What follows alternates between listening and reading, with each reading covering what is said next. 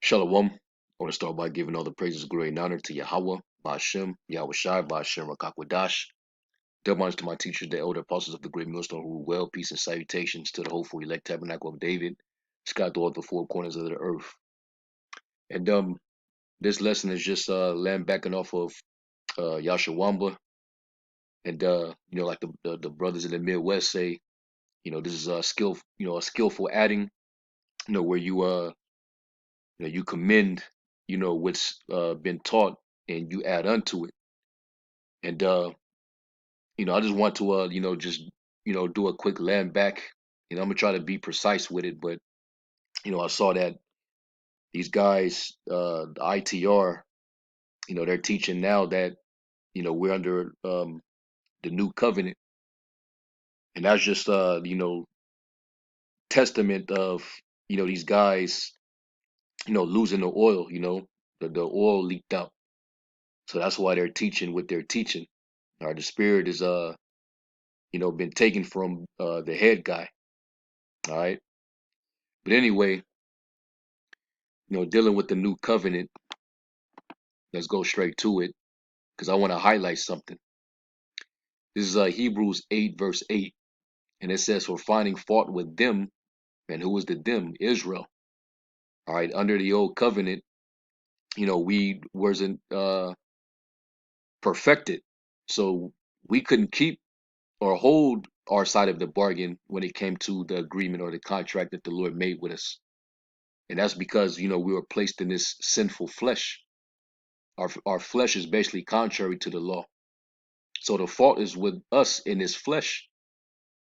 So that's why it didn't do us any good. It says he saith, "Behold, the days come, saith the Lord, when I will make a new covenant with the house of Israel and with the house of Judah."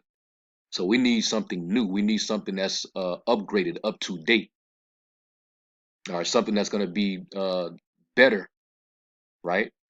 Not according to the covenant that I made with their fathers in the day when I took them by the hand to lead them out of the land of Egypt, because they continued not in my covenant, and I regarded them not, saith the Lord.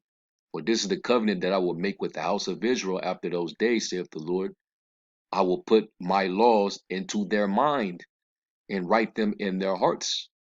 And right now, even though we meditate on these scriptures, we still have that heart of stone. We have that stony heart. We don't have the heart of flesh yet. That's why we're still prone to sin. All right.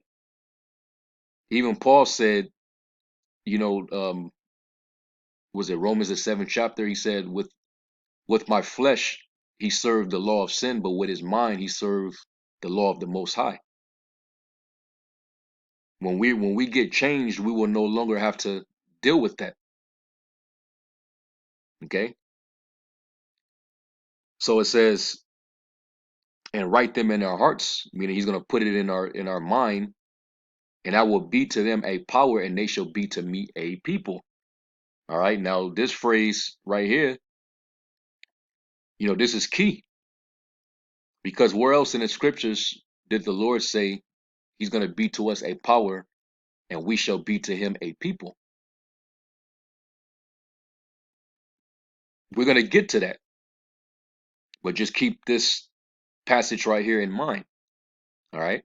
Because this have a significance to it. All right. Verse 8, it says, "And they shall not teach every man his neighbor." And that's another clue. We're not going to have to edify one another. We're not going to have to make videos, correcting our people. It even tells you that in Isaiah, that we all are, when the Lord comes back, we all are going to see eye to eye. Matter of fact, since I mentioned it, let me see if I can find that. Because right now you see there's differences. All right, and all the different Israelite camps out there, we divided by the doctrines that we believe and teach. Well, when Yahweh Shai comes back, everybody's gonna see eye to eye. Everybody's gonna be on one accord. We're not gonna have to correct one another. Let me see. Let me try to look for that. I know it's in Isaiah.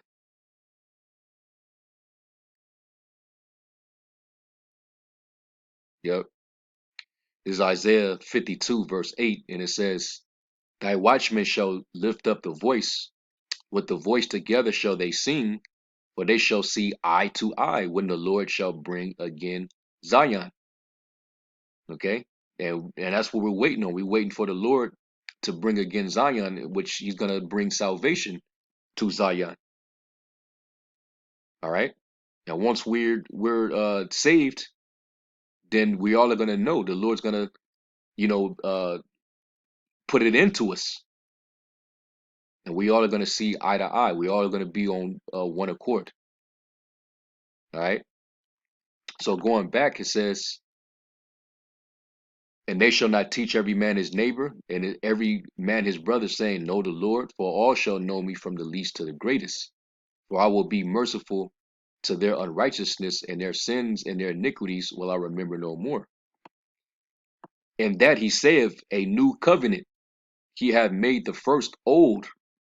Now that which decayeth and waxeth old is ready to vanish away. So what is that saying? Is it saying that it's already, wiped away, or is it saying that is ready to vanish away? That means that it's outdated. So right now we're in the transition where we're leaving from the old and we're getting ready to fulfill the new. And in the midst of that transition, the Lord dying on the cross is what helped to verify or certify the new covenant. And with his death, he purchased us with his blood. And now, because of his sacrifice, we now have access to the Spirit. He gave us the earnest of the Spirit. Now let's go to 2 Corinthians, the 5th chapter, to show you that the Lord dying on the cross and shedding his blood, that partially fulfilled the new agreement, but where it has not been fully fulfilled yet. Okay, so far all we have is the grace, the mercy, and the earnest of the Spirit. All right, this is 2 Corinthians 5, and I'll start at verse I'll start at 4. Actually, I'll start up at the top. It says, For we know that if our earthly house of this tabernacle were dissolved, we have a building of the Most High, and house not made with hands, eternal in the heavens. Now, mind you, which I'm gonna end up getting to it. Where are we gonna be coming from after we're upgraded? We're gonna be coming down from heaven as New Jerusalem, right? So that's what we're gonna be coming down in. We're gonna have that extraterrestrial tabernacle. We're going to have those everlasting tabernacles that's going to be prepared for us. That's in 2 Ezra 2 and 11. How we're not in those bodies now, but when you read 1 Corinthians, the 15th chapter, it talks about it. We're not at that step yet. We're not in that process yet, but we're getting ready to. All right. Romans, the 8th chapter, talks about the earnest expectation, which is to be clothed, with this heavenly house, to become the sons of the Most High. We're going to receive that glory when Yahushua comes back. But anyway, let's keep going. It says, For in this we groan, meaning in his current flesh, earnestly desiring to be clothed upon with our house, which is from heaven. If so be that being clothed, we shall not be found naked. You see that? We're not going to, once we're changed, we won't be lacking anymore. You know, right now in this flesh, you could be found naked, exposed to wickedness, man. It says, verse 4, it says, For we that are in this tabernacle do groan. Okay, because we're prone to sin. We're in these death traps that you call bodies, the chains of darkness. And we wanna be righteous, but we stuck to these we're chained to these death traps, man. So the new covenant is gonna be fulfilled when we're finally in the new tabernacle, where we're not gonna be prone to go off. All right, like you cats. All right, ITR, you Nazariah, you still getting lineups, bro. You probably you more than likely smoke weed. You getting lineups, so you still sin. You think you're gonna be doing that in your new body, man? You ain't gonna be getting tapers in the new extraterrestrial body, man. We're gonna be holy. It says, for we that are in this tabernacle do groan, being burdened, not for that we would be unclothed, but clothed upon that mortality might be swallowed up of life. Now he that have wrought us for the self same thing is the most high power, who also have given unto us the earnest of the Spirit. So right now, while we're in these bodies, groaning, waiting to be clothed with the new body where we're not going to go off. This is what the Lord gave us in the for the time being, in the midst of that transition. We have the earnest of the Spirit. We have access to the Holy Spirit, which will guide us and lead us until that moment. All right, now when you look up that word earnest,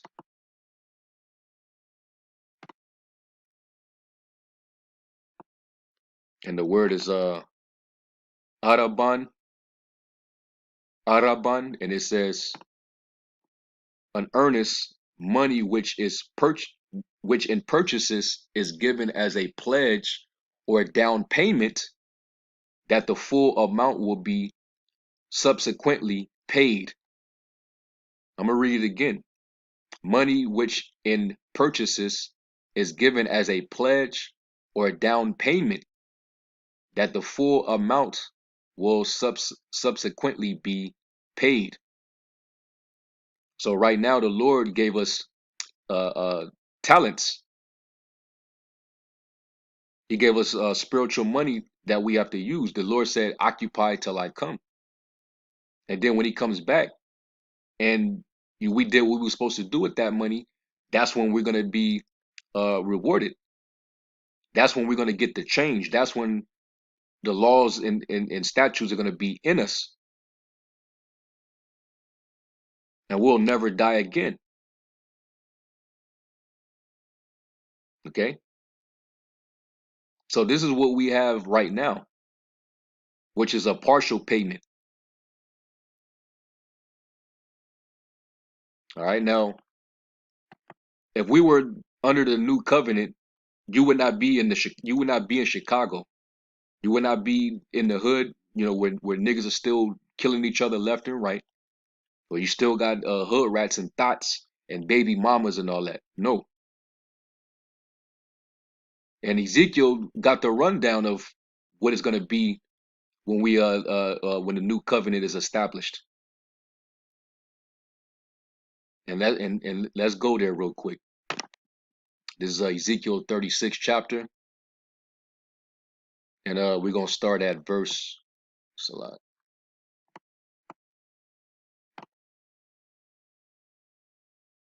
Yeah, this is right here. We're gonna start at verse 22.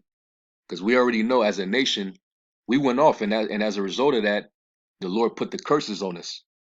Okay, the Lord scattered us among the nations. We caught total hell, because we were sacrificing to idols. We profaned the holy name of Yahweh Shem Shai. But now in this transition stage under Yahweh Shai, the Lord's getting ready to renew us. He's going to put us back in the land, but Yahweh Shai is going to bring us back to the land.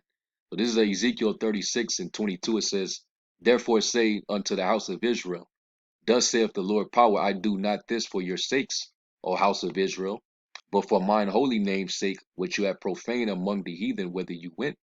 And I will sanctify my great name, which was profaned among the heathen, which you have profaned in the midst of them, and the heathen shall know that I am the Lord Yahweh, saith the Lord power. when I shall be sanctified in you before their eyes. Meaning the Lord's gonna put us back in order before their eyes. He's setting us in order. He's cleaning us up. Okay. It says, "For I will take you from among the heathen and gather you out of all countries, and will gather you into your own land." That's why I said, if you were under the new covenant, you would not be in Chicago. Okay, we would not be in Babylon. We would not be in these different countries where we were scattered. All right, the reason why we're scattered in the first place and under the curses is because we went off. We were not perfect. All right, under the new covenant, we're going to be perfect. I just read it. It says, "Then will I sprinkle clean water upon you, and you shall be clean. From all your filthiness and from all your idols will I cleanse you." Right? "A new heart also will I give you, and a new spirit will I put within you." So the Lord's gonna put like a new spirit. All right, He's gonna make us new. "And I will take away the stony heart out of your flesh, which we currently have, and I will give you a heart of flesh. And I will put my spirit within you and cause you to walk in my statutes, and you shall keep my judgments and do them." So right there, Ezekiel is giving you the rundown of the new covenant, that we're going to be programmed to walk in the statutes and to keep his judgments. That's how we're going to be able to teach the nations, man, because we're going to be a kingdom of priests. So this wisdom is going to have to be totally in us. All right, you're not going to be a priest unto the nations, but you still getting tapers. You still getting your beard lined up. You still smoking weed. All right. It says, "And you shall dwell in the land that I gave to your fathers, and you shall be my people, and I will be your God." Hear that phrase go again. You see? And this is talking about when the Lord bring us back to the land, right? So let's go to the next chapter over, to Ezekiel 37. Ezekiel 37, verse 24, it says, "And David my servant shall be king over them, and they all shall have one shepherd." All right, and we're gonna have King David is still gonna be over us. All right, which he's gonna be under Yahweh Shai, but that's gonna be the order. And right now, they're not here. It says, "They also shall walk in my judgments and observe my statutes and do them." And where are we gonna do them at? "And they shall dwell in the land that I have given unto Jacob my servant, wherein your fathers have dwelt, and they shall dwell therein, even they and their children, and their children's children forever." This ain't took place yet. We're still in the land of our captivity. All right. When the Lord programmed us to keep these commandments, which we're gonna be a new body, so it's gonna be impossible for us to go off. We're gonna be able to dwell in our land forever, and our children and our children's children and our children and their children, and so on and so forth. And it says that my servant David shall be their prince forever. See? Oh, let's keep going. It says, "Moreover, I will make a covenant of peace with them. It shall be an everlasting covenant with them, and I will place them and multiply them, and will set my sanctuary in the midst of them forevermore. My tabernacle also shall be with them. Yeah, I will be their power, and they shall be my people." You just said it again. "And the heathen shall know that I, the Lord, do sanctify Israel, when my sanctuary shall be in the midst of them forevermore." All right, now let's go to Revelation 21, and let's deal with that. And we know that this has not been fulfilled yet. Revelation 21 and 2, it says, "And I, John, saw the holy city, New Jerusalem, coming down from the Most High power out of heaven, prepared as a bride adorned for her husband. And I heard a great voice out of heaven saying, Behold, the tabernacle of the Most High is with men, and he will dwell with them, and they shall be his people, and the Most High himself shall be with them and be their power. There you go. So then this means this is talking about the upgrade. All right. Where we're finally going to be immortal. This is the sons of God coming down from heaven. Their earthly tabernacles will at this point already be dissolved. The bodies that they were trapped in that made them go off. Okay. This is the upgraded 144.0. And the Most High power shall wipe away all tears from their eyes, and there shall be no more death. Because why? Death is going to be swallowed up in victory. Neither sorrow nor crying, neither shall there be any more pain. Why? Because, as long as we've been under the curse, this is what we have to deal with. Constant sorrow, constant, tears, constant pain. You know, we all got infirmities, illnesses. We get joint pain.